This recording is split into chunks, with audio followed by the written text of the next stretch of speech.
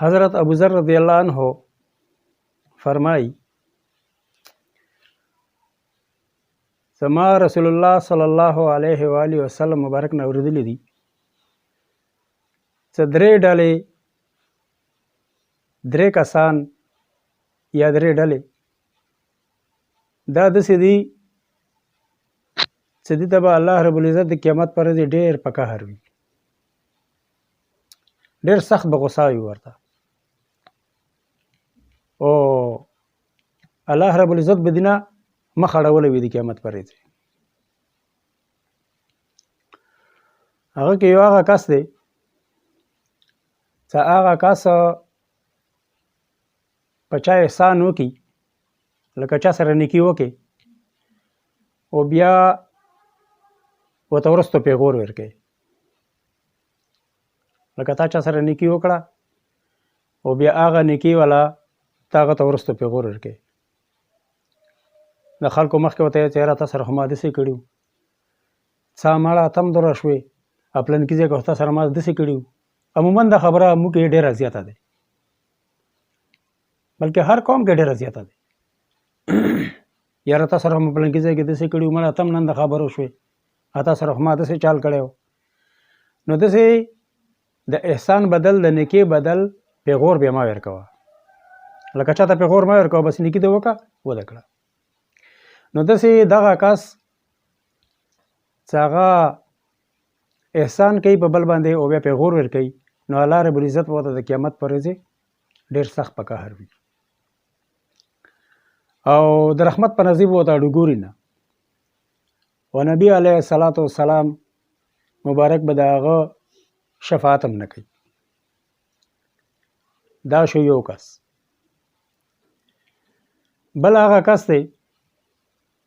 چې هغه خپلې پیسې د خپل د پرتوګ والا چې کوم پاچې دي دا د خنګرو نه ټیټې ساتي. نو د ټیټو پاچو ساتنې والا، د ټیټو پیسو ساتنې والا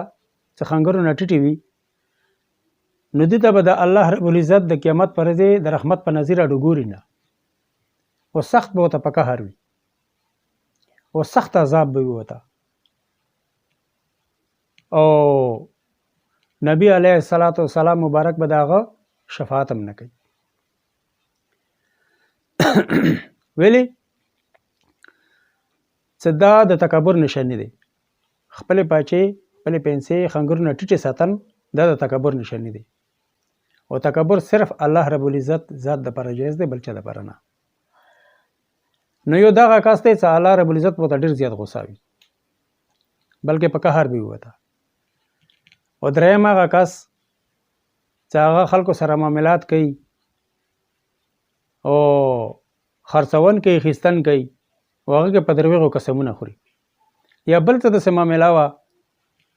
د انسان خو ډېر معاملات دي، بل څه داسې معامله وه چې هغه کې ورته په دروغو قسمونه خوري.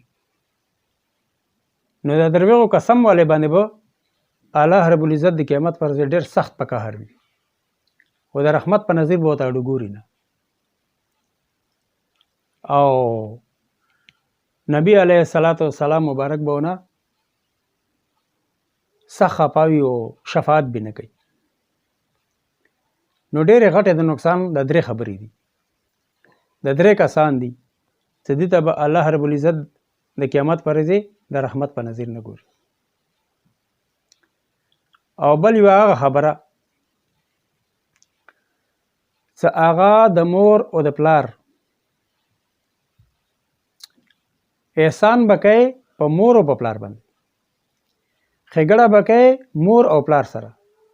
ټول نه زیاته ښېګړه به مور او پلار سره کوي، ټول نه زیات خیال به د مور او د پلار ساتي، او خاص کر د مور به ډېر زیات خیال ساتي، او په مور باندې احسان کوه، مور سره ښېګړه کوه، د مور خبره منه. رسول الله صلی الله علیه وسلم مبارک فرمایي چې که چیرې زه په مانځه باندې ولاړ وی او د ما مور ژوندي وی او ما ته آواز کړی وی چې یا محمد، نو ما به ورته مونځ ماتولی او هغه ته به ویلی چې لبیک یا امي. حاضر یم مور ته څه بلکې مور او پلار ته به اوف قدرم نه کوي داسې به ته اوف څه مړه د پلار نه پوهېږي د مور مو نه پوهېږي دا زړه شوه د دماغ کار نه کوي نو د اوف پم ورته نه کوي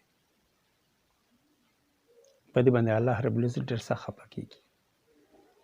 او دا حکم دی د قرآن څه ته مور او پلار سره احسان کوه مور او پلار سره ښه سلوک کوه په هر مسلمان باندې احسان کوه په خپل ګاونډي باندې احسان کوه هغه سره ښېګړه کوه هر مسلمان سره احسان کوه او هر مسلمان سره نیکي کوه